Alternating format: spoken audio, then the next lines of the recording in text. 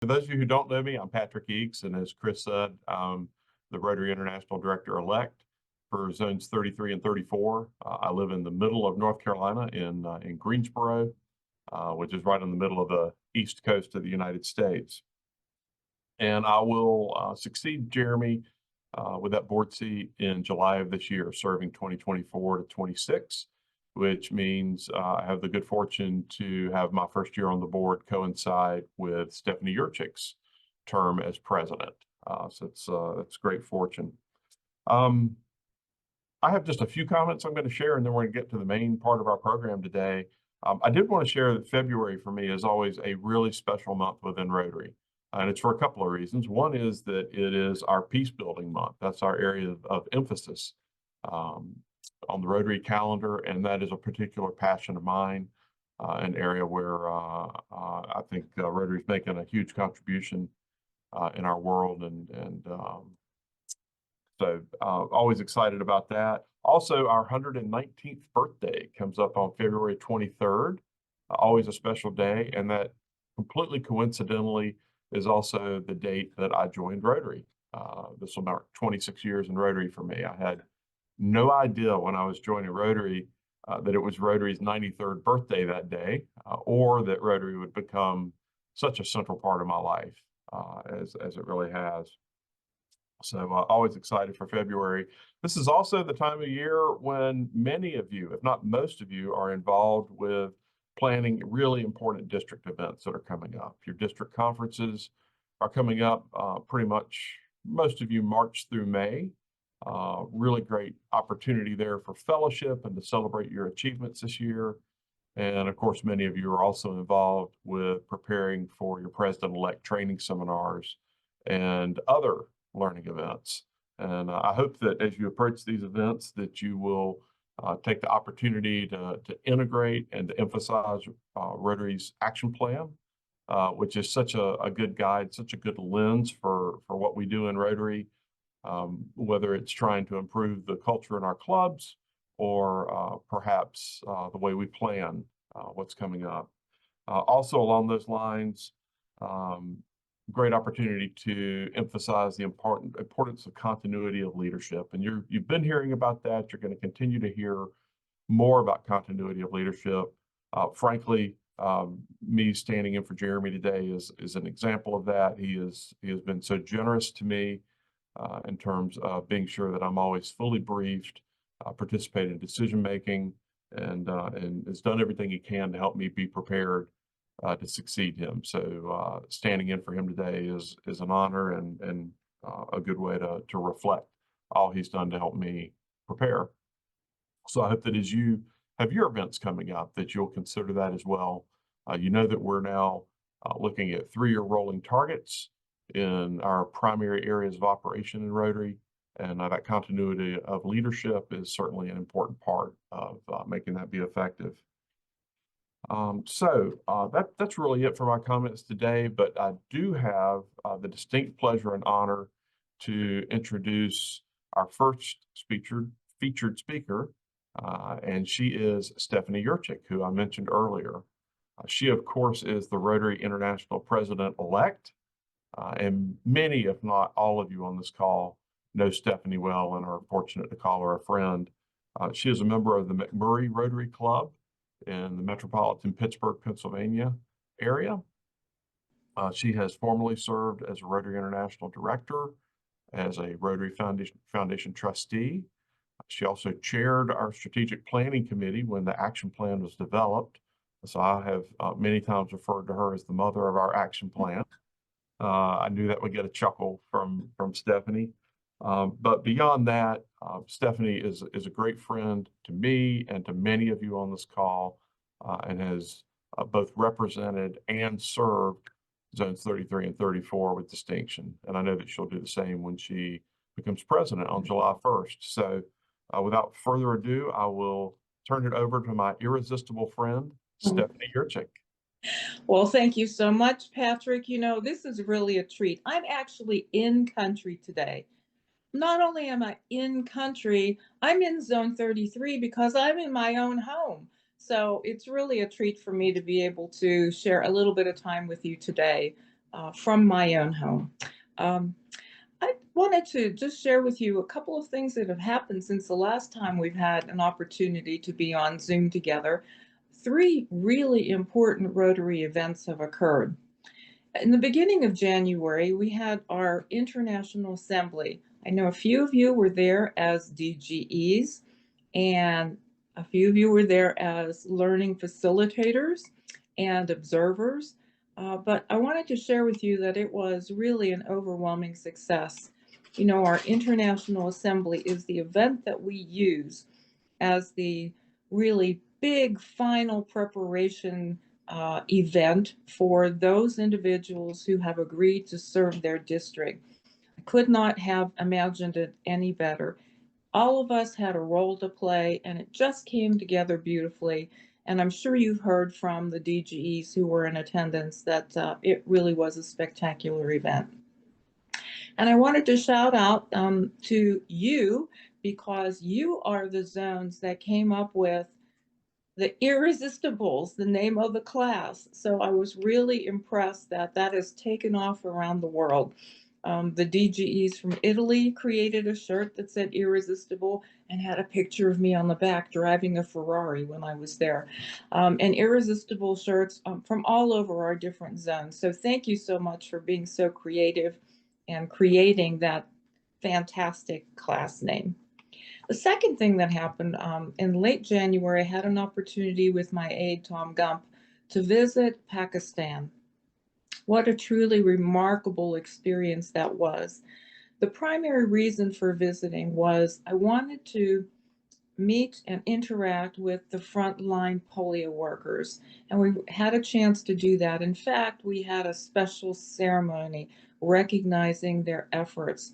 As you know, they are doing the dangerous and difficult work of going door to door to reach the children who need to have the vaccine.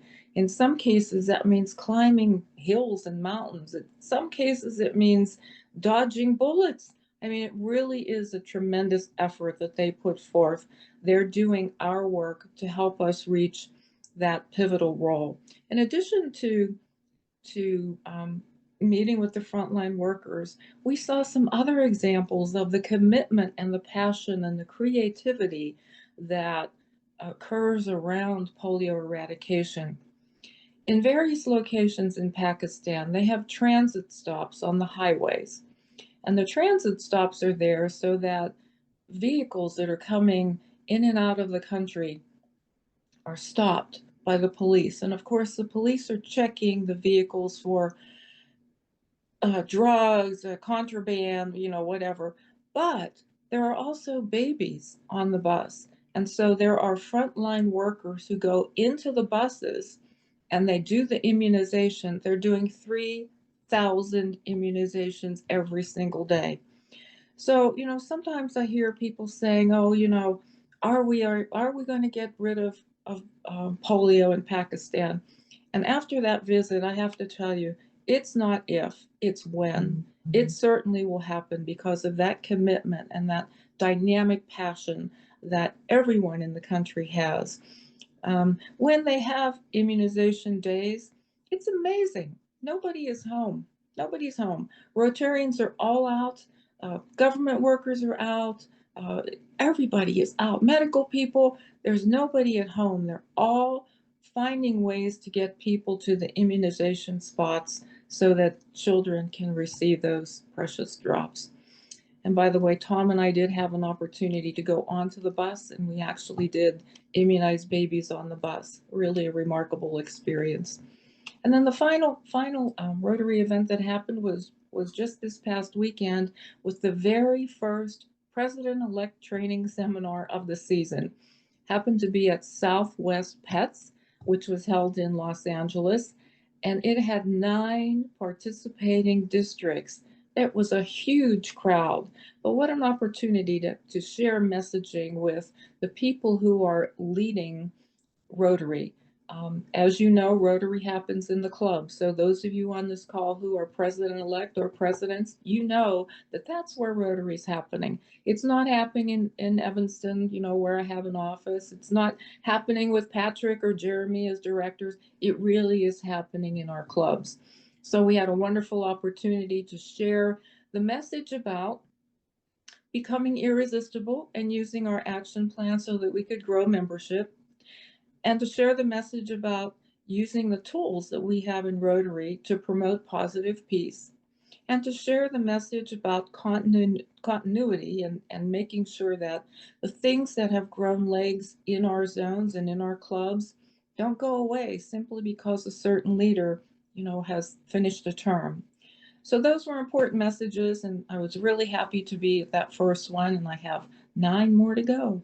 So it's good to be with you today. Thank you, Patrick, for letting me have a few minutes, and I'll turn it back to you.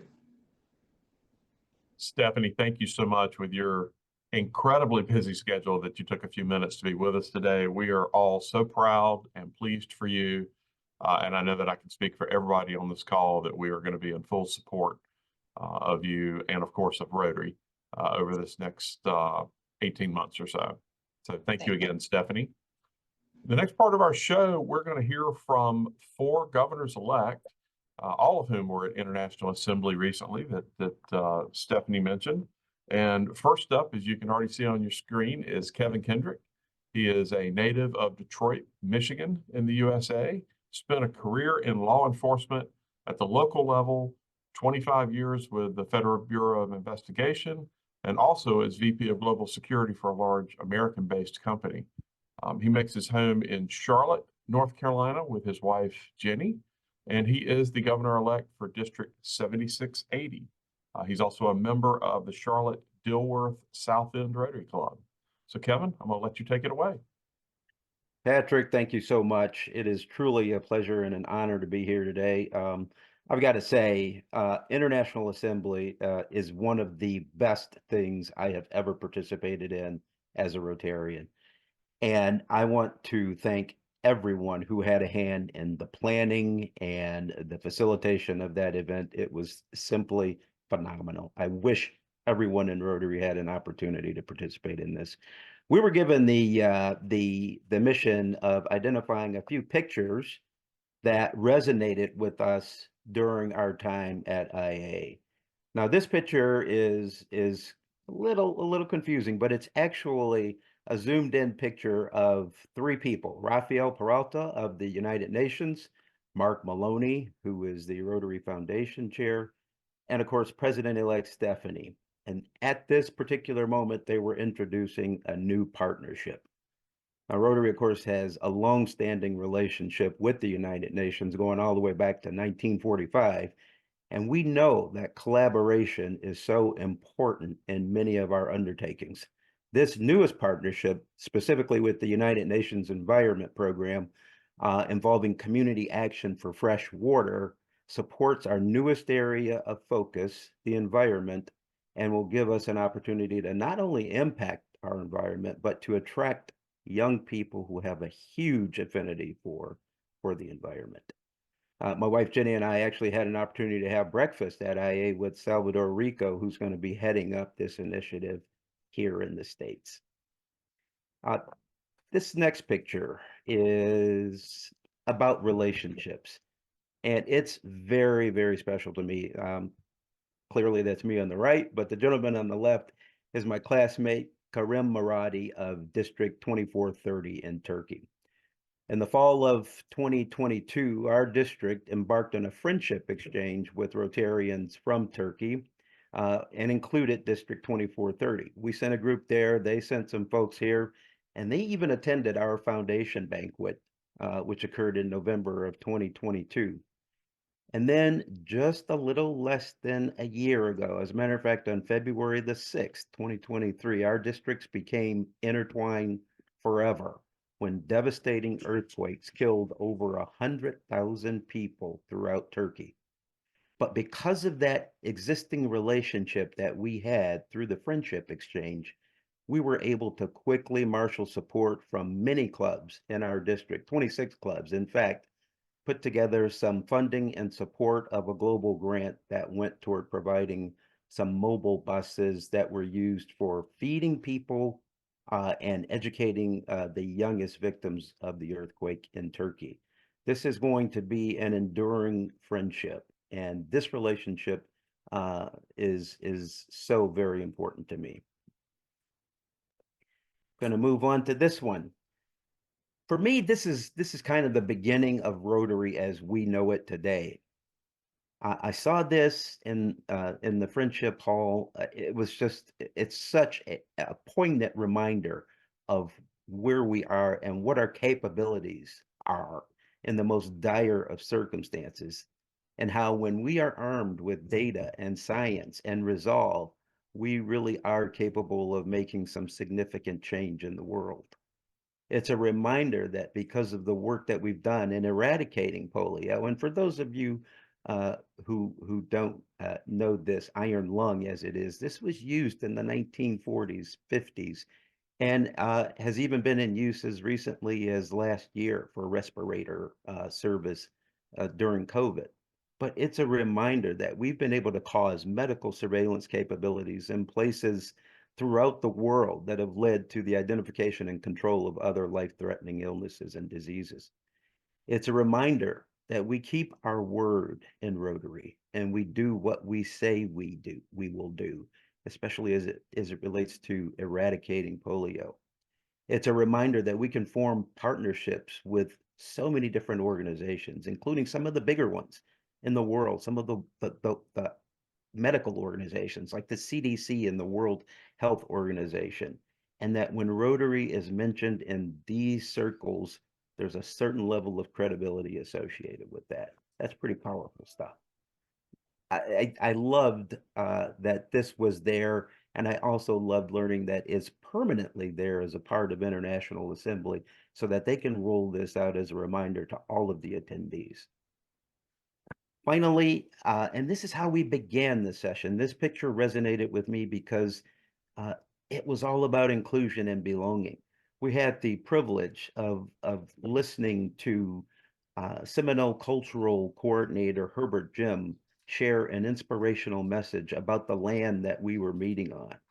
And when we heard later about the importance of inclusion and belonging, these words resonated even more with me. Such a powerful moment and a great way to start our meeting off.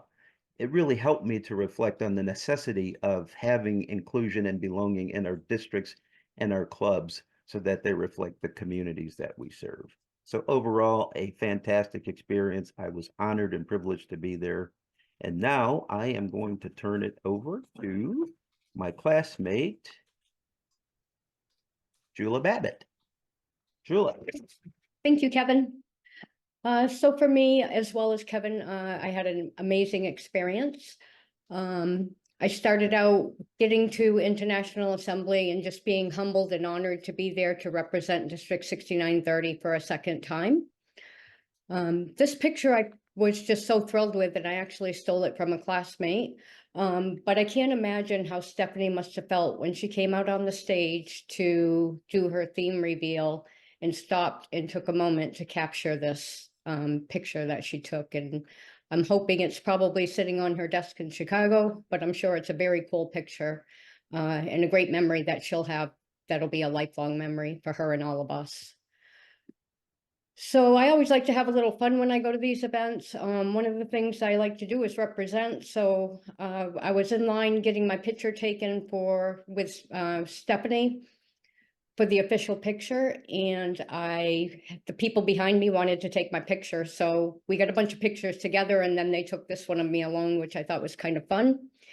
And then everywhere I've been going, whether it's in district or out of district, the picture you see with the flags, I'm kind of looking like, oh, what is this? What am I doing? Kind of thing. Just a little fun I've been having this time when I'm around Rotary people. And the third picture was interesting statistic that we heard, that the number that you see there is your odds of ever becoming a district governor. So it's a very slim chance that you ever get this opportunity. So I'm very honored to have it. I put this slide in because I wanted, first of all, to thank all our facilitators. Our learning facilitators were amazing. They were a great group of people. Many of them asked me, along with my classmates, were asking me if I'm learning anything, being that it's my second time around. I assure you, I learned so much with different people in the room, different ideas in the room. It was just an amazing opportunity for me to have.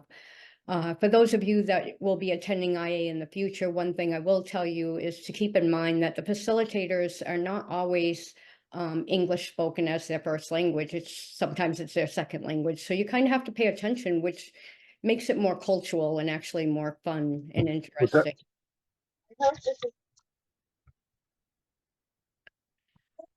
This was during International Night. It's really fun to be there. That's one of the highlights as the governor-elect, to be able to go around and have fun and meet everybody. But two people stuck out especially. The top left-hand corner, you'll see a gentleman. He is from England. His name is Philip Wilburn. And we met actually before we went to IA through Messenger. He was looking for some clubs to visit in the Florida. So I brought him to some clubs, or I brought him the information to contact clubs. He was actually looking for clubs in 6990. So he was able to visit those clubs, but during our interaction with each other, he was actually living in an area where William Brewster came from. And for those of you who don't recognize that name, William Brewster came over on the Mayflower, and he's one of my ancestors. So Philip and his wife asked me to go to England after our governor year, and he'll take me around and show me some of those places. So meeting new people, making relationships, it's part of what Rotary's about, and it'll be really cool to meet where my ancestors were living. The second one in this particular set is the gentleman on the right. He was giving me a compliment on my hair, so I complimented his hair, which obviously he doesn't have any. But then he told me the story of why he selected the Minnie hat instead of the Mickey hat. So in his home district, he works on a project that involves a lot of young girls, and he thought that would be a better way for them to identify with him when he's working with them, which I thought was a really cool way for him to display that for the girls.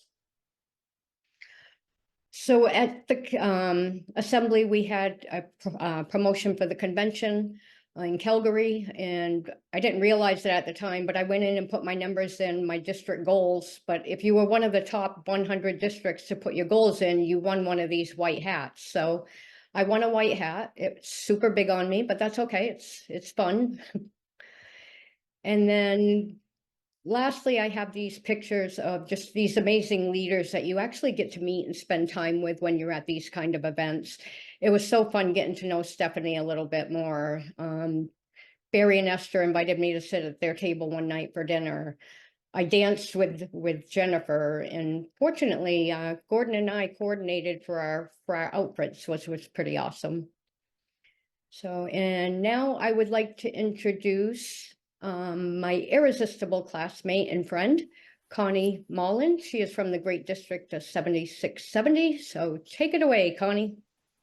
Awesome. Thank you so much, Jula, and thank you everyone for this opportunity to be here. I didn't have any slides because I'm talking about a little more about the learning experience. I was a district trainer a couple of years ago, and that was a traditional district trainer, information coming out at people. And then it started to evolve into learning facilitator. And a learning facilitator is one that, and Jula kind of touched on this, they're engaging the participants in developing their own skills, using their own knowledge to discover the new information at their own pace. So looking at IA, that was what I wanted to share with you. So picture, if you will, you arrive. I was so nervous getting ready to go. And I don't know if this is normal, but I was thinking, oh my God, am I going to be able to take it all in? Am I going to be overwhelmed? Am I going to be exhausted? Am I going to be way behind all my classmates? I was very nervous going in, but the first session on Monday, we arrived, we go into the giant room. There's 535 district governor-elects and some other people, the learning facilitators. And it starts with a big theme that they're talking about, a particular issue, and very inspirational folks. Obviously, President-elect Stephanie was in there with the theme. So you go through this amazing inspirational speech, and then you go off into your small group sessions. And there's about 20 people in each small group, and you're sitting in there with a learning facilitator. And these learning facilitators were very good at what they did. They had to tease out the information about what we just heard in the big session, tease it out. They had to make sure that the introverts had an opportunity to talk about what they had heard, keeping the extroverts from talking too much. And it was definitely a challenge for some of those facilitators. But then at the end, what they would have us do is go to the back of our handbook and write down a goal about that particular topic. Lather, rinse, repeat. We did that 8 times throughout the week, and I never felt overwhelmed, exhausted.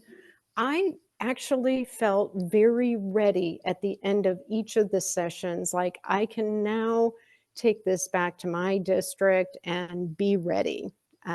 Don't get me wrong, there have been some moments since IA where I felt like, am I really ready? And literally what I've been doing is picking up my handbook. It's not coming out on the image here. I don't know how to make that work with the background. I pick up my handbook and I flip through it, and it kind of calms me and grounds me, because I know that the learning experience was brilliant, it was effective, and it was well choreographed. And at the end, I got back and felt really great. And I so appreciated the opportunity and the way it was done to make sure that we are all going to be irresistible this coming year. And now I'm going to turn it over to my classmate from Roswell, Georgia, the Atlanta area, Gordon Owen. Look at that hat. Yes, we had an awesome time. IA was an incredible experience. On the international night, a lot of the tables that were set up, you got to put on traditional dress, and this was at the Japanese table. So this is a samurai hat that is extraordinarily heavy. For those that have ever gotten a chance to put it on, it's very, very heavy. So I'm not sure how you would wear it for any length of time, much less go to battle in it. As you approached IA, so what we've known we're district governor elect or going to be district governor for 2 years. So just pulling in the parking lot and it finally being there, there's this just sense of relief, like, hey, it's finally go time. I've been in training and talking, and now it's time to go execute. And I put this class picture because you're doing all of that for the last 2 years with your classmates, a lot of whom are on this call. And the relationships that we've built as a class are lifelong relationships. So for most of the sessions, you're mixed up with people from all over the world, but in your club and district support session, you're typically with your classmates. So this was a great time for us to enjoy some camaraderie while we talked about some of the serious issues we may be challenged with. As already been said, the senior leadership is very accessible, and the great conversations you have before or after meals or after sessions are fantastic. In the upper left there, past president Jennifer Jones is now a partner. So she was in a couple of the partner sessions and got to spend some time. My wife is there on the far left. My wife had as much fun as I did being at IA, just a really great experience for her, and really enjoyed being there and being able to, meet a lot of the folks that I've been talking about or talking with or working with over the years. I got my Calgary hat, so I was one of the 100. I was rocking that on the last night for the dinner. And then Stephanie and I got to share a little moment. I grabbed her and said, I need a picture while I'm in a tux, because at my club meeting, I dress up by wearing shorts and a golf shirt. So you don't see me in a tux very often. So even though we have a very lovely formal picture at the picture day, I had to get one while I was dressed up in a tuxedo. And this is my last one. So the international part of this is a really cool part of the experience. So I met a Gordon from Taipei. So I now have President Gordon, and I have another Gordon from Taipei that I'm buddies with now. Anytime I see a person in Rotary with a Gordon name tag on, I gotta get with them. But we were all week in sessions that may have been translated or need to be translated. So here I'm wearing a translation device and the speaker's not speaking in English. And I have a sister, so I'm always thinking about the next service project. I have a sister who collects the earbuds that you get for free on an airline and gives them to students who can't afford to buy earphones to go along with their education device. And so I got on our WhatsApp and I said, hey, who should I, reach out to? I'd love to collect the earbuds or whatnot. I've got a project to use them for. If they're just going to go in the trash, I'd love to take them home. And Stephanie reached out to me on the side and said, here's who to talk to. I went and talked to them. I gave them a couple duffel bags. They filled them up with earbuds, and I have probably 800 earbuds that are going to go for students in the community that my after hours club is going to sanitize them, repackage them. We're going to put them in a little Rotary bag and get them out to the school. So even in the midst of all of the craziness that was going on in IA, we still managed to pull off a service project out of it. So thank you to everyone. I want to echo the sentiments. Thank you to everyone that had anything to do with putting it on. It was one of the best experiences in Rotary. And especially thank you to Stephanie for making that project happy. My little sister is going to be smiling ear to ear when she gets the bag of headphones. So now I am going to turn it over to the magical duo of Terry and Mike to talk about membership. Thank you, Gordon. Let's have a look at membership progress in zones 33 and 34. So I'll get the slide control up here. We'll start with zone 33. You'll notice our net membership drop in December, that's the blue line, was almost exactly what was forecasted by the success track. We went into December about 200 short of target and exited about the same place. Problem is, we didn't pick up our pace in January, and so we fell a little further behind the success track. We certainly have some catching up to do. And Mike, tell us about zone 34. Thanks, Terry. Zone 34 is done okay. To repeat, that orange line's the success track, and as you can see, 34 started above the success track, meaning we were projected to be above last year. But that momentum's slowing, and that momentum has started on the district level. Terry and I have seen that districts grow if they help their club leaders give their club members a reason that they want their club to grow. So zones 33 and 34 have led North America for a number of years. And Terry, how about showing who's proven that we can do it better? Let's take a look at how we compare to other North American zones. As you'll note, zone 27 leads the pack, followed by 34 and second place, 28 and 33. And notably, both zones 28 and 27 are using a lot of the playbook and data from our own membership action plan. They're just doing it a little bit better. So if you wonder where your district falls within either zone, you can quickly spot how far ahead or behind the success track you are. And folks, this is a pretty good forecast for where you'll end up at the end of the year. If it's positive, you're likely to end the year with a net gain. If it's negative, you're likely to end the year with a net loss. In that case, it's time to pick up the pace. And what could you do about that? You could check in with your sitting DG and membership chair and ask them what their plans are to help inspire the clubs to grow membership. Now, you'll notice also that there are only a few districts that are even more than one member per club off the success track pace. We're not that far off. If our district membership teams can inspire only a few clubs to step up their new member attraction pace, both of these zones can end this year in the black. So I'd encourage you to encourage your sitting district leaders, pick up the phone, call some presidents, check in for what we can do to help them step up their pace of new member attraction.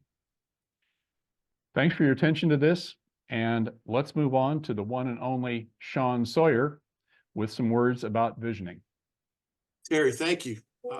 Just briefly, for purposes of explaining how this visioning opportunity landed in our zones, it began with a breakout session at the 2022 International Convention in Houston that past District Governor Marcy Ullom from District 6990 attended, where she learned about how to create opportunities that allow our clubs and their members to focus on what they want their club to look like in 3 years. But instead of sending a couple of club members out into the world to gain information to be brought back to the club like we do in perhaps say RLI, this is facilitation brought in to the entire club membership all at one time, spending only a half day strategizing how and what to do in order to get there. Now, this type of club visioning has been around for over 20 plus years, but for only the last 18 months or so have Marcy and I, and now Cindy Dora as her successor in Zone 34, been through this IVFC learning process ourselves, which has since led to 4 of our zone's districts to date having completed it, and now more getting ready for round 2 in Zone 33 this spring. It has also led to making a new friend to our zones who is here with us today to better present the inherent benefit and measurable results in bringing this tool known as club visioning to our districts. Her bio is on the website, but for today, please know that she started her Rotary path in the Rotary Club of O'Fallon, Illinois in 2005 to become more involved in her community. Like many of us, she later served as club president, went on to become District 6510 governor in 2017-18, and then served Rotary Zone 31 as its Rotary coordinator from 2021 to 24, and is now its innovative new club advocate. She has been a 2-time International Assembly training leader, general chair for her Zones 30 and 31 Institute in 2023, and is about to serve as the lead learning facilitator for the Zones 30-31 Institute in 2024. As someone with a passion for growing Rotary who prefers success on purpose versus success by accident, she is the current executive director and chair of the International Visioning Facilitation Council, bringing all that it offers to the world. So if you would all please join me in providing a warm Zones 33 and 34 welcome to our friend, Jill Petrosinski. Thanks, Sean. I appreciate that. Way too much about me. Let's talk about all of you.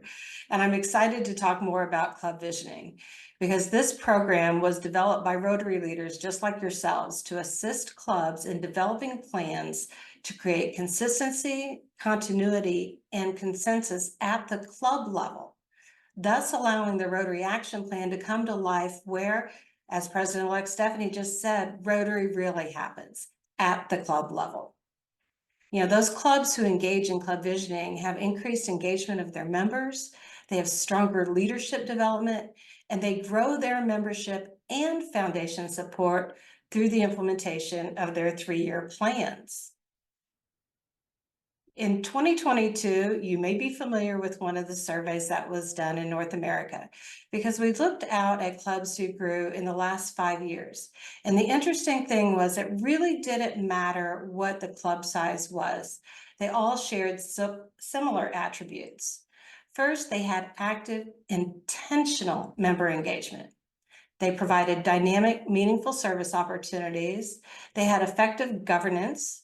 They told their story through a strong public image, and they were representative of their communities. And we all know that diverse ideas makes a stronger club.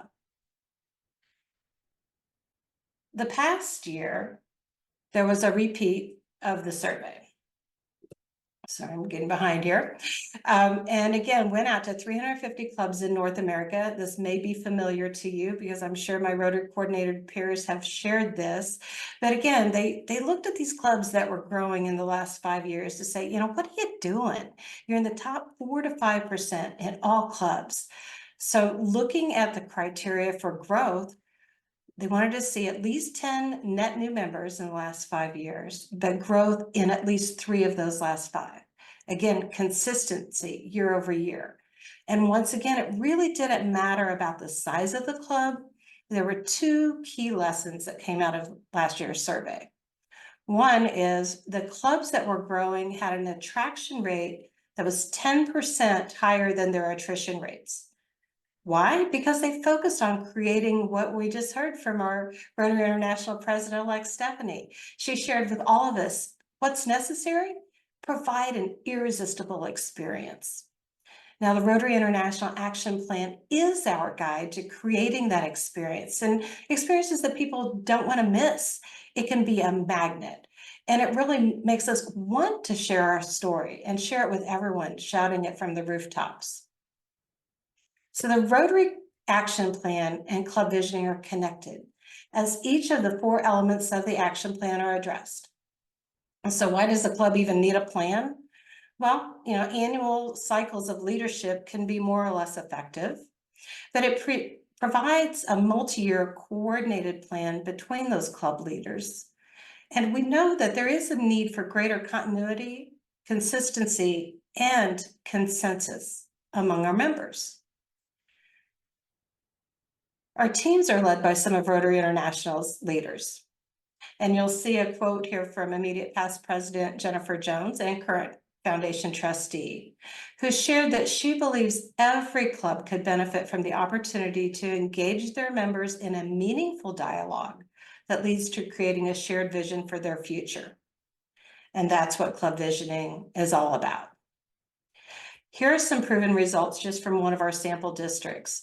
In this district, they saw a huge difference in not only membership growth, but also engaged service awards and increased giving to the Rotary Foundation. In fact, this district has 59 clubs, and over half of their clubs have gone through a club visioning event in the last 5 years.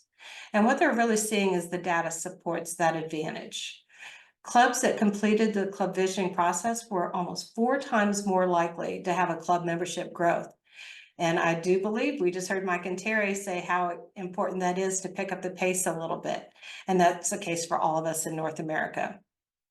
You'll also see on the chart that 35% of the clubs that had completed a club visioning event had membership increases versus 21% that did not go through club visioning. And they also were more likely to engage in service.